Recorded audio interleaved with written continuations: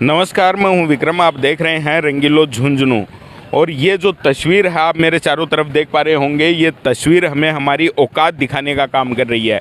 और ऐसा मैं इसलिए कह रहा हूँ, हमारी औकात इस तस्वीर से इसलिए नज़र आ रही है क्योंकि जो आम लोगों की, झुंझुनू जिलेवासियों और यहाँ से गुजरने वालों की सुविधा के लिए जो काम होना था, वो काम पिछले कई महीनों से रुका हुआ है। और यहाँ से गुजरने वाले लोगों को जो परेशानी का सामना करना पड़ रहा है, वो या तो यहाँ से जो लोग गुजरे हैं वो समझते हैं, या जो आगे गुजरेंगे उनके समझ में आएगा।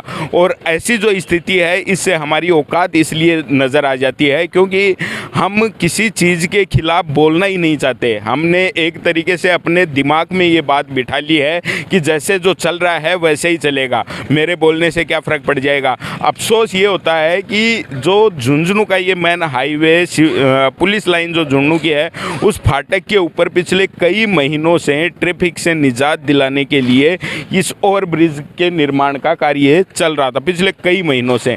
लेकिन खास बात आप समझोगे तो ये कि पिछले कुछ महीनों से ये काम एकदम से बंद पड़ा है। अब सवाल ये उठता है कि आखिर बजट अगर इस काम के लिए नहीं था तो फिर इस काम को चालू ही क्यों करवाया गया, और अगर बजट इस काम के लिए है तो फिर ये काम बंद क्यों पड़ा है। ये सवाल हर आदमी जो यहाँ से गुजरता है उसके मन में ज़रूर उठता है। मैं बात करूँ इससे पहले जो फाटक है, मेरे सहयोगी से कहूँ दिखाएं कि यहाँ से दूरी पे जो रेलवे फाटक है वो आपको नज़र आ रहा होगा, और उसके दूसरी साइड में भी हालात कुछ ऐसे ही हैं।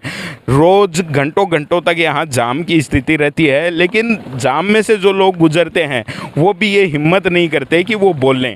और अगर आप बोलोगे नहीं तो स्थितियाँ ऐसी ही रहेंगी। झुंझुनू ज़िले में विकास को रफ्तार देने के लिए ये काम चालू किया गया था, लेकिन अफसोस ये होता है, समझ में नहीं आता कि जो जनता की गाड़ी कमाई और टैक्स का जो पैसा था, जिससे जो चीज़ निर्माण यहाँ होना था वो निर्माण ना हो के शायद उस बजट को जो जिम्मेदार हैं वो चबा गए हैं, ऐसा ही कुछ यहाँ लगता है। लेकिन अफसोस कि जिले भर में से एक भी प्रतिनिधि हो, यहाँ के नागरिक हों, कोई भी ये बोलने के लिए तैयार नहीं है कि हमें इस वजह से यहाँ पे जो हालात हैं उसकी वजह से परेशानी हो रही है। तो ये जो यहाँ पे जो खंडर खड़े किए गए हैं, ये पिल्लर और ये सारी चीज़ें जो व्यवस्थाएं की गई हैं, क्या ये इसके लिए की गई थी ताकि लोगों की आवाजाही में उनको परेशानी हो। मैं बात करूँ चाहे इमरजेंसी सेवाओं के वाहन हों, उनको भी यहाँ निकलने में घंटों घंटों लग जाते हैं। जब झुंझुनू के राजकीय हॉस्पिटल से किसी पेशेंट को जयपुर रेफर किया जाता है तो वो इसी हाईवे से होके निकलता है, लेकिन जो पीछे फाटक के जाम लगा रहता है उसमें वो एम्बुलेंस कई मिनटों तक, कई घंटों तक उस जाम में फंसी रहती है। निकलने का कोई दूसरा रास्ता ही नहीं है, कहाँ से कोई निकलेगा। तो ये एक तरीके से सीधा जान से खिलवाड़ किया जा रहा है। इन गड्ढों में आदमियों की गाड़ियाँ टूटती हैं, समय खराब होता है।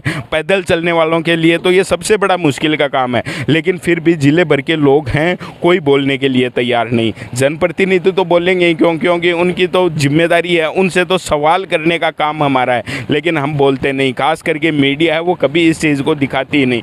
मेरा आप सब लोगों से निवेदन रहेगा कि अगर मैं बोल रहा हूं तो आप साथ ज़रूर दीजिए ताकि ये जो समस्या है इससे निजात मिल सके।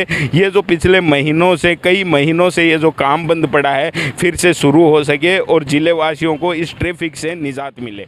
धन्यवाद।